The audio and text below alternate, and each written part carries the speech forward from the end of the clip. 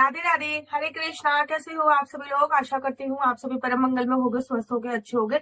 श्री धाम वृंदावन में बहुत ज्यादा सर्दी है। आप लोगों के वहां पे सर्दी का टेम्परेचर कितना है मुझे कमेंट्स करके बताइए।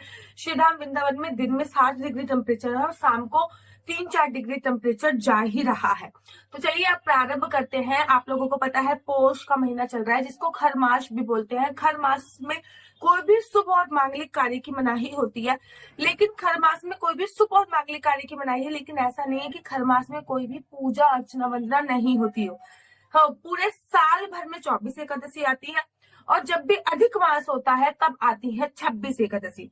तो अब आ रखी है जो एकादशी, उसका नाम है सफला एकादशी। कहते हैं नाम के अनुरूप ये एकादशी है, नाम के अनुरूप फल देने वाली, अर्थात इस एकादशी का व्रत रखने से जीवन में हर प्रकार की सफलता आपको मिलती है। किसी भी क्षेत्र में आप नौकरी में सफलता पाते हो, पाना चाहते हो तो इस एकादशी का व्रत रखना चाहिए। अगर आप परीक्षा में सफलता पाना चाहते हो तो इस एकादशी का व्रत रखना चाहिए। अगर आप अपने वैवाहिक जीवन में, जैसे कि आपस में बॉन्डिंग बहुत अच्छी ना बैठ रही हो, आपस में रिलेशनशिप बहुत अच्छा ना हो, वैवाहिक जीवन में सफलता पाना चाहते हो तो इस एकादशी का व्रत रखने की शास्त्रों में ये मान्यता बोली गई है। एकादशी का व्रत हमेशा त्रिदिवसीय व्रत की श्रेणी में रखा जाता है, अर्थात 10वीं तिथि से ही एकादशी व्रत के नियम लागू हो जाते हैं। जैसे कि 10वीं तिथि पे किसी भी प्रकार की कोई मांस पत्रा सेवन का उपयोग नहीं करना होता। 10वीं तिथि पे संपूर्ण ब्रह्मचर्य का पालन करना होता है। 10वीं तिथि पे कोई भी काम वासना क्रीड़ा को अंजाम नहीं देना होता। 10वीं तिथि पे लहसुन प्याज मांस मदिरा का सेवन नहीं करना होता। 10वीं तिथि पे सूर्यास्त के बाद भोजन भी करने की मनाही होती है। इनफैक्ट 10वीं तिथि पे चावल भी नहीं खाने चाहिए। और अगर कंपलसरी हो, जैसे कि आप लोग ऑफिस से आ रहे हो, 8-9 बज जा रहे हैं, तो आप फलाहार कर सकते हो, क्योंकि बात ऐसी होती है कि 10वीं तिथि पर जो हम भोजन खाते हैं वो मैक्सिमम टाइम ऐसा होता है कि 12 बजे तक पच नहीं पाता है और तब वो एकादशी तिथि प्रारंभ हो जाती है और वो भोजन हमारे शरीर में रहता है। कहते हैं एकादशी पे अन्न का एक क्षण भी हमारे शरीर में नहीं रहना चाहिए। 10वीं तिथि पर आपको दातुन वगैरह करके या फिर पेस्ट वगैरह करके सोना चाहिए, क्योंकि एकादशी पर पेस्ट वगैरह करने की मनाही होती है। अच्छे से मुख की शुद्धि करके आपको 10वीं तिथि पर सोना चाहिए। एकादशी तिथि पर सुबह सुबह ब्रह्म मुहूर्त में उठना चाहिए।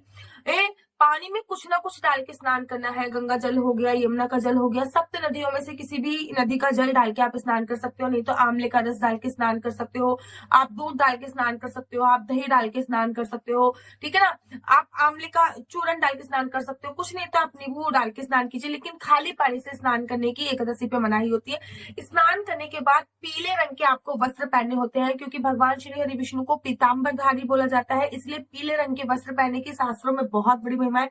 पीले रंग के वस्त्र पहनिए। पीले रंग के वस्त्र पहनने के तत्पश्चात आपको क्या करना है अपने घर पे जो भी बाल गोपाल लड्डू गोपाल है, अगर है तो बहुत अच्छी बात है, अगर नहीं है तो आपके घर का जो भी मंदिर प्रांगण है वहां पे जल की छींटे मारिए। अगर लड्डू गोपाल है तो उनको पंचमणि से स्नान कराइए।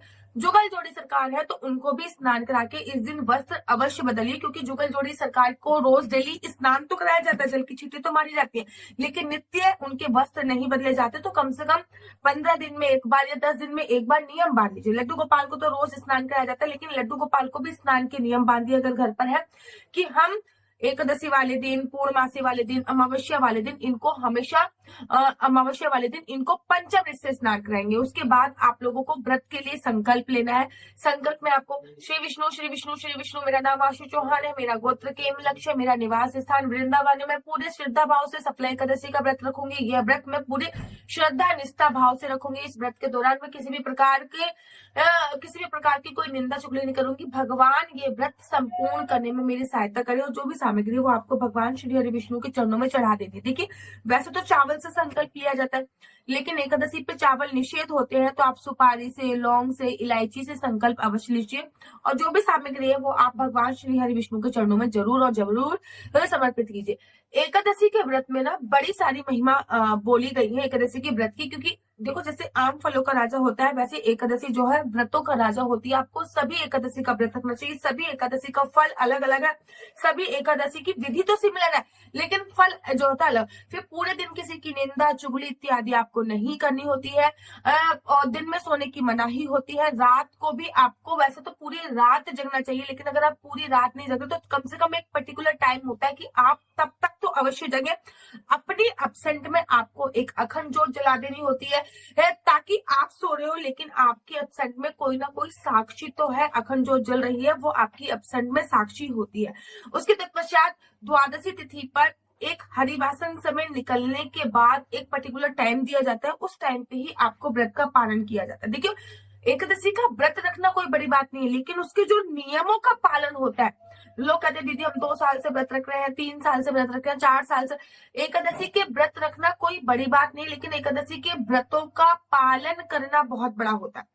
एकादशी के व्रतों का पालन आप तभी कर सकते हो जब आप पूरी श्रद्धा भाव से एकादशी के व्रत के नियम करो, फिर एकादशी का व्रत करो, उसके बाद ही आपको एकादशी के व्रत का संपूर्ण फल प्राप्त होता ही होता है। द्वादशी तिथि पे किसी ब्राह्मण को भोजन करा के आपको एकादशी के व्रत का पालन करना चाहिए। हर एकादशी पे अपना एक अलग भोग होता है और हर एकादशी पे पालन का जो समय होता है वो अलग होता है, वो मैं दूसरी वीडियो में बताऊंगी कि पालन का क्या समय है, या फिर एकादशी पे भगवान का श्री हरि विष्णु का प्रिय भोग क्या है।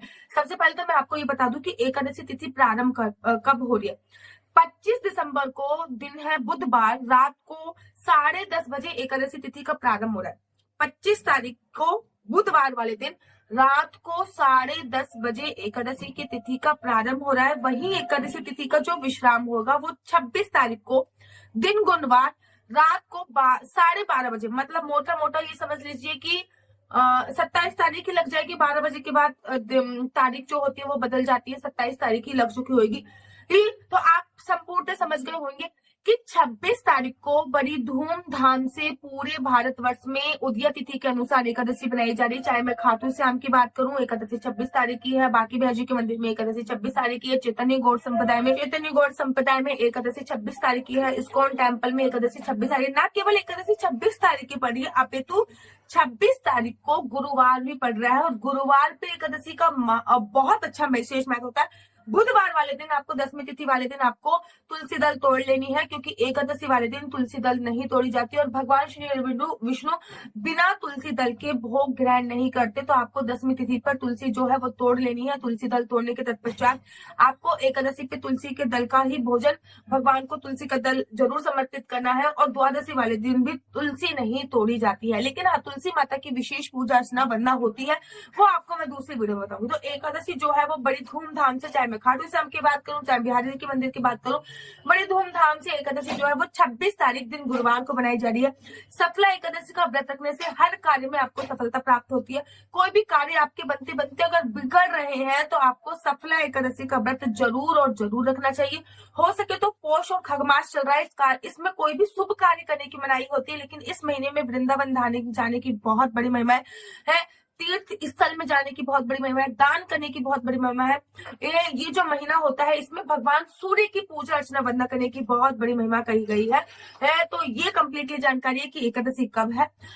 मेरा नंबर है 429220।